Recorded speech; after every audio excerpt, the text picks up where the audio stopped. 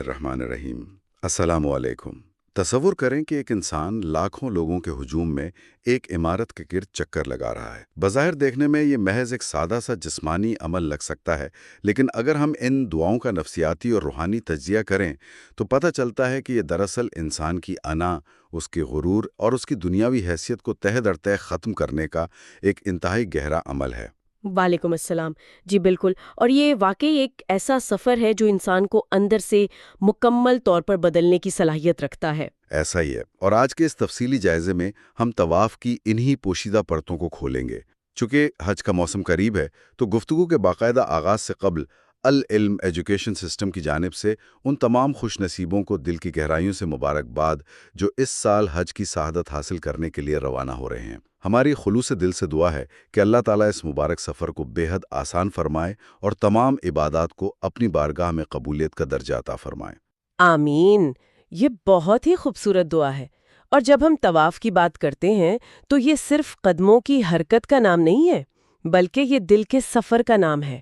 آج ہم اسی بات پر غور کریں گے کہ کعبۃ اللہ کے گرد چکر لگاتے ہوئے ایک انسان کے دل پر کیا کیفیت طاری ہونی چاہیے، اور وہ جو الفاظ ادا کر رہا ہے ان کے پیچھے کی اصل لاجک کیا ہے۔ بالکل، تو چلیں اس بات کو تھوڑا کھولتے ہیں۔ سب سے پہلے تو یہ وضاحت کرنا بہت ضروری ہے کہ طواف کے دوران نبی کریم صلی اللہ علیہ وسلم کی طرف سے ہر چکر کے لیے کوئی مخصوص اور لازمی دعائیں مقرر نہیں کی گئیں۔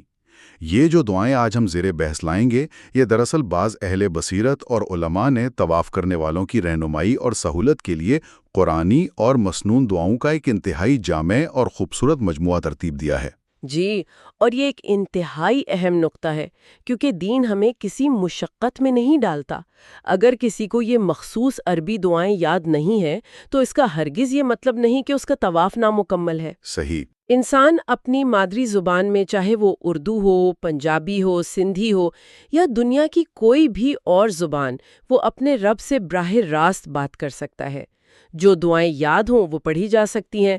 اصل مقصد ان الفاظ کا رٹا لگانا نہیں ہے، بلکہ اللہ سے لو لگانا، اپنے تعلق کو محسوس کرنا اور دل کی حاضری ہے۔ دعا کا مطلب ہی پکارنا ہے، اور ظاہر ہے خالق ہر زبان سمجھتا ہے۔ بے شک، یہ بہت خوبصورت بات کی آپ نے۔ تو آج ہم اس سنجیدہ بحث کو ایک خاص ترتیب میں لے کر چلتے ہیں۔ ہم ان تجویز کردہ دعاؤں کو انسان کی روحانی واپسی کے 3 مراحل میں تقسیم کر لیتے ہیں۔ پہلا چکر ہے سمت کا تعین، دوسرا چکر ہے انا کا خاتمہ، اور تیسرا چکر ہے عملی زندگی میں روحانیت کا اطلاق۔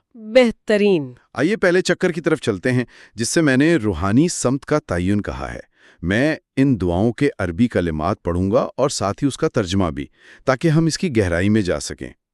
پہلے چکر کا آغاز ان کلمات سے ہوتا ہے۔ جی۔ سبحان اللہ والحمد للہ ولا الہ الا اللہ واللہ اکبر ولا حول ولا قوت الا باللہ العلی العظیم، جس کا مفہوم ہے کہ اللہ پاک ہے اور تمام تعریفیں اللہ ہی کے لیے ہیں، اور اللہ کے سوا کوئی معبود نہیں، اور اللہ سب سے بڑا ہے، اور گناہ سے بچنے اور نیکی کی طاقت اللہ ہی کی طرف سے ہے جو بلند و عظمت والا ہے۔ اور اس کے فوراً بعد پڑھا جاتا ہے والصلاۃ والسلام علی رسول اللہ صلی اللہ علیہ وسلم، یعنی اور رحمت کاملہ اور سلام ہو اللہ کے رسول صلی اللہ علیہ وسلم پر۔ بے شک۔ اب دیکھیں، جب میں نے یہ دعائیں پڑھیں تو مجھے ایک الجھن ہوئی۔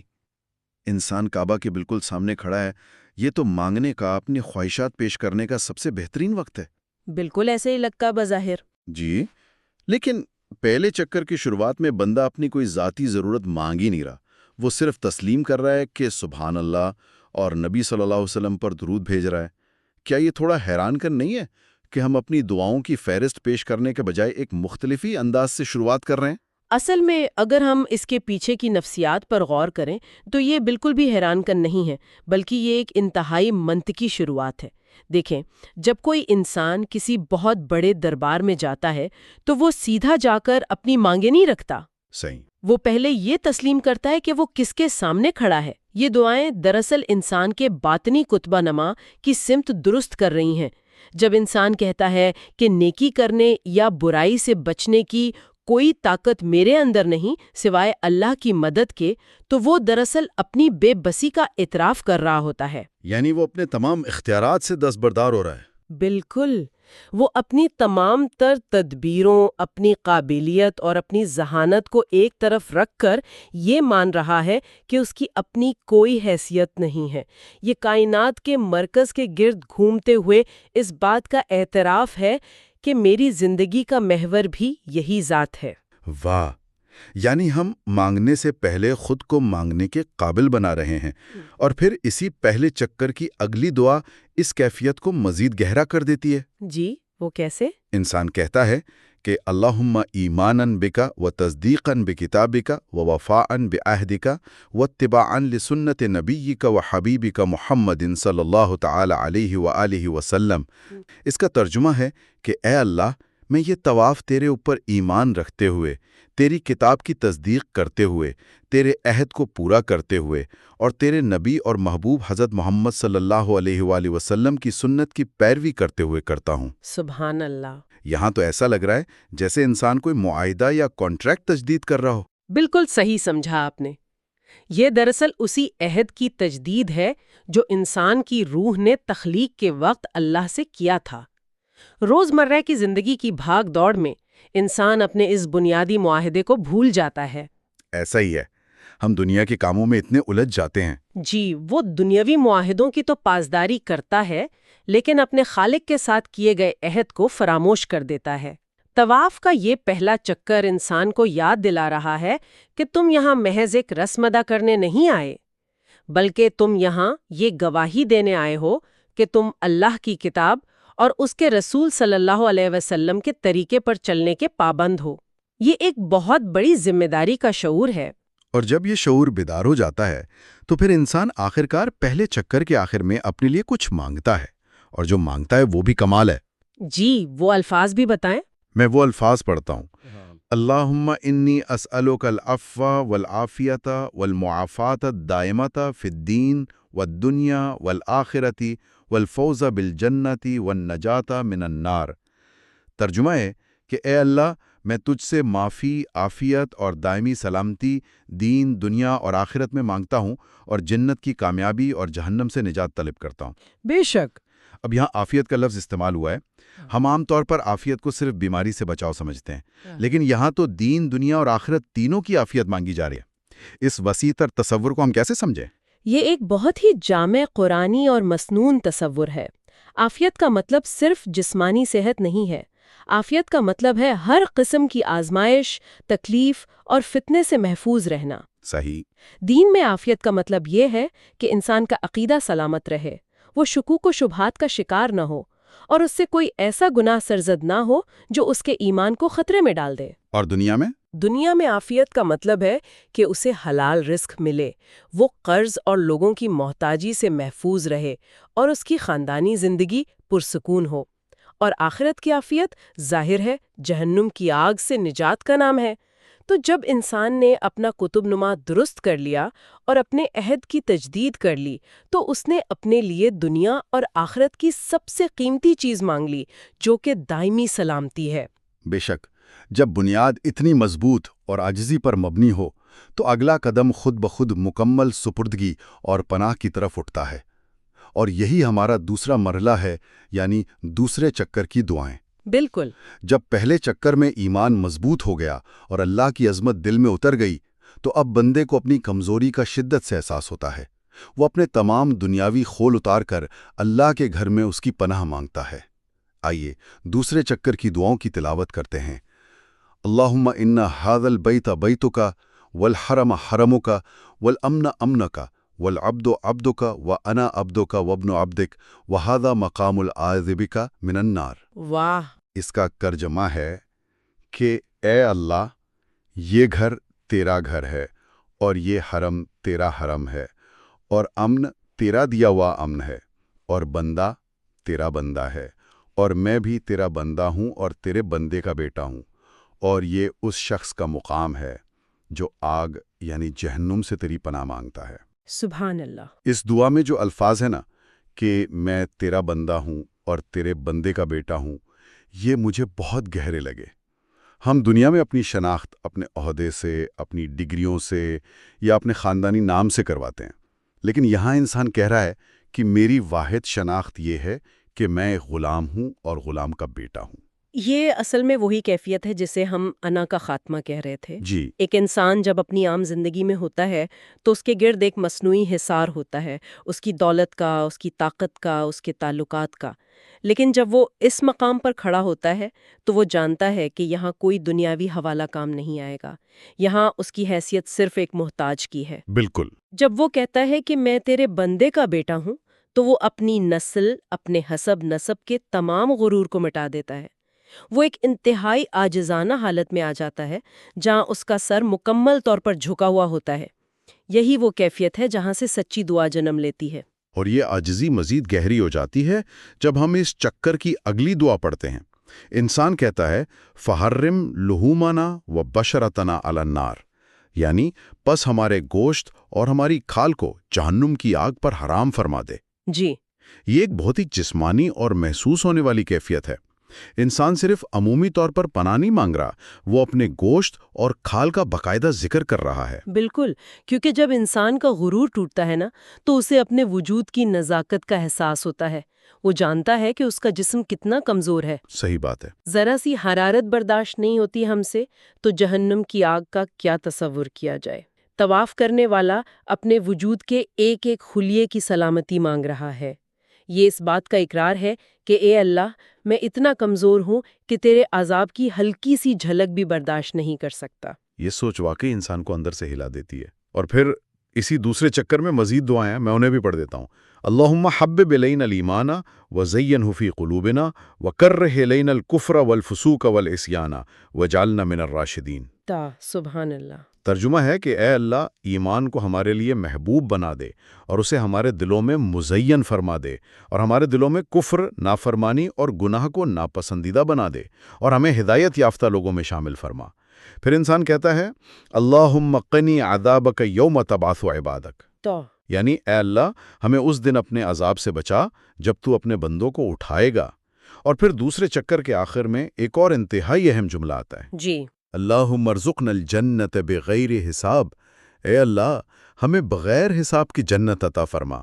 اب مجھے یہ بتائے کہ یہ بغیر حساب کی جنت مانگنے کے پیچھے کیا لاجک ہے؟ اس کو سمجھنے کے لیے ہم ایک دنیاوی مثال لیتے ہیں۔ فرض کریں کہ کسی عدالت میں یا کسی محکمے میں آپ کے معاملات کا سخت احتساب یا آڈٹ ہونے والا ہے۔ اچھا۔ اور آپ کو اندر سے اچھی طرح معلوم ہے کہ آپ کی فائل میں، آپ کے ریکارڈ میں اتنی خامیاں اور غلطیاں ہیں کہ اگر فیصلہ سختی سے میرٹ پر ہوا تو آپ کسی صورت پاس نہیں ہو سکتے۔ بالکل ایسا ہی ہوتا ہے۔ تو ایسے میں ایک سمجھدار انسان کیا کرتا ہے؟ وہ میرٹ پر بحث کرنے کے بجائے سیدھا اعلیٰ ترین افسر یا مالک کی رحم دلی کی اپیل کرتا ہے۔ وہ کہتا ہے کہ میرا ریکارڈ نہ دیکھا جائے، بس مجھ پر فضل کر دیا جائے۔ واہ! یہاں بھی بالکل یہی معاملہ ہے۔ طواف کرنے والا جانتا ہے کہ اگر قیامت کے دن میرے ایک ایک عمل کا حساب ہونے لگا، اگر ترازو میں میری نیکیوں کا وزن کیا گیا تو میری کوتاہیاں اس قدر زیادہ ہیں کہ میں پکڑا جاؤں گا۔ صحیح۔ اس لیے وہ نہایت حقیقت پسندی سے کام لیتے ہوئے اللہ سے کہہ رہا ہے کہ اے اللہ، میں اپنے ٹوٹے پھوٹے اعمال پر بھروسہ نہیں کر رہا، تو مجھ سے حساب نہ لے بلکہ اپنے بے پایاں فضل سے مجھے جنت عطا کر دے۔ یہ دراصل انسان کی عاجزی کی انتہا ہے۔ کمال کی تشبیہ دی آپ نے۔ واقعی جب حساب کا خوف ہو تو انسان صرف فضل ہی مانگ سکتا ہے۔ اب ہم اپنے تیسرے مرحلے کی طرف بڑھتے ہیں، جو کہ تیسرے چکر کی دعائیں ہیں۔ جی، جب انسان اپنے ظاہری جسم اور آخرت کی آگ سے پناہ مانگ لیتا ہے تو اب سفر اس کے اندرون کی طرف اور اس کی روزمرہ کی زندگی کی طرف مڑتا ہے۔ یہ دعائیں باطنی پاکیزگی اور معاشرتی زندگی کی حفاظت کے گرد گھومتی ہیں۔ بالکل۔ آئیے تیسرے چکر کی عربی دعاؤں کو سنتے ہیں۔ اللہم انی اعوذ بک من الشک والشرک والنفاق والشقاق وسوء الاخلاق وسوء المنظر والمنقلب فی المال والاہل والولد۔ سبحان اللہ۔ اس کا ترجمہ ہے کہ اے اللہ، میں تیری پناہ مانگتا ہوں شک سے، شرک سے، نفاق سے، اختلاف و فساد سے، برے اخلاق سے، اور مال، اہل و عیال اور اولاد میں برے انجام سے۔ جی اب یہاں مجھے واقعی حیرانی ہوئی۔ ہم کعبہ کا طواف کر رہے ہیں، ایک ایسا عمل جو بظاہر دنیا سے بالکل کٹا ہوا ایک روحانی اور ماورائی عمل محسوس ہوتا ہے، لیکن ہم پناہ کن چیزوں سے مانگ رہے ہیں؟ دنیاوی چیزوں سے۔ بالکل، خاندانی جھگڑوں سے، مال کے برے انجام سے، برے اخلاق سے اور اختلافات سے۔ کیا کعبہ کے سائے میں کھڑے ہو کر انسان کو اپنے روزمرہ کے دنیاوی اور خاندانی مسائل سے بلند نہیں ہو جانا چاہیے؟ یہ ایک انتہائی بنیادی سوال ہے، اور اس کا جواب یہ ہے کہ کیا ہمارا دین دنیا اور آخرت کو دو الگ الگ خانوں میں تقسیم کرتا ہے؟ نہیں، بالکل نہیں۔ ہرگز نہیں۔ اسلام میں روحانیت کا مطلب یہ نہیں ہے کہ آپ جنگلوں میں جا کر بیٹھ جائیں اور دنیاوی ذمہ داریوں سے منہ موڑ لیں۔ طواف جیسی خالص روحانی اور جسمانی عبادت کے دوران مال اور اولاد کے فتنے اور برے اخلاق سے پناہ مانگنا اس بات کا واضح ثبوت ہے کہ ایک مسلمان کی روحانیت اس کے خاندانی اور معاشی معاملات سے الگ نہیں ہو سکتی۔ یعنی یہ سب آپس میں جڑا ہوا ہے۔ بالکل، آپ کعبہ کے گرد گھوم رہے ہیں، لیکن آپ کا دین آپ کو سکھا رہا ہے کہ دیکھو، تمہاری عبادت تب تک مکمل نہیں جب تک تمہارے گھر کا ماحول درست نہیں، جب تک تمہارے رزق میں کوئی خرابی نہیں، اور جب تک تمہارے اخلاق کی وجہ سے معاشرے میں فساد نہیں پھیلتا۔ صحیح۔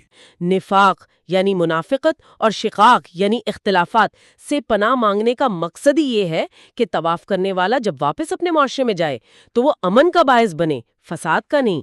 کعبہ کا طواف انسان کو دنیا سے کاٹتا نہیں ہے، بلکہ اسے دنیا میں جینے کا صحیح رخ عطا کرتا ہے۔ یہ کتنی زبردست وضاحت ہے۔ یعنی ہماری اصل آزمائش تو اس وقت شروع ہوگی جب ہم حرم سے باہر قدم رکھیں گے، اسی لیے ہم پیشگی اپنے مال اور اولاد کے حوالے سے پناہ مانگ رہے ہیں۔ جی ایسا ہی ہے۔ آئیے اس تیسرے چکر کی بقیہ دعاؤں کو بھی مکمل کر لیتے ہیں۔ اس کے بعد دعا کی جاتی ہے، اللہم انی اسألک رضاک والجنہ واعوذ بک من سخطک والنار۔ ترجمہ ہے کہ اے اللہ، میں تجھ سے تیری رضا اور جنت مانگتا ہوں، اور میں تیری پناہ مانگتا ہوں تیرے غضب اور جہنم سے۔ بے شک۔ اور پھر پڑھا جاتا ہے، اللہم انی اعوذ بک من فتنۃ القبر واعوذ بک من فتنۃ المحیا والممات۔ ترجمہ ہے کہ اے اللہ، میں تیری پناہ مانگتا ہوں قبر کے فتنے سے، اور میں تیری پناہ مانگتا ہوں زندگی اور موت کے فتنے سے۔ زندگی، موت اور قبر کے فتنوں سے بچاؤ کی یہ جو مسلسل دعا ہے، یہ انسان کی کس کیفیت کو ظاہر کرتی ہے؟ یہ انسان کو ہمہ وقت چوکنا رہنے کا درس دیتی ہے۔ دیکھیں، زندگی کا فتنہ کچھ بھی ہو سکتا ہے، دولت کا فتنہ، شہرت کا فتنہ، یا کسی بیماری کی آزمائش۔ بالکل۔ موت کا فتنہ یہ ہے کہ انسان کا خاتمہ ایمان پر نہ ہو، اور قبر کا فتنہ وہاں کے سوالات اور عذاب ہیں۔ یہ دعائیں انسان کو یاد دلاتی ہیں کہ جب تک سانس چل رہی ہے، امتحان ختم نہیں ہوا۔ انسان کبھی بھی خود پر ضرورت سے زیادہ پر اعتماد ہو کر بے فکر نہیں ہو سکتا۔ صحیح۔ اسے ہر قدم پر، زندگی کے ہر موڑ پر اور موت کے لمحے تک اللہ کی پناہ اور مدد کی ضرورت ہے۔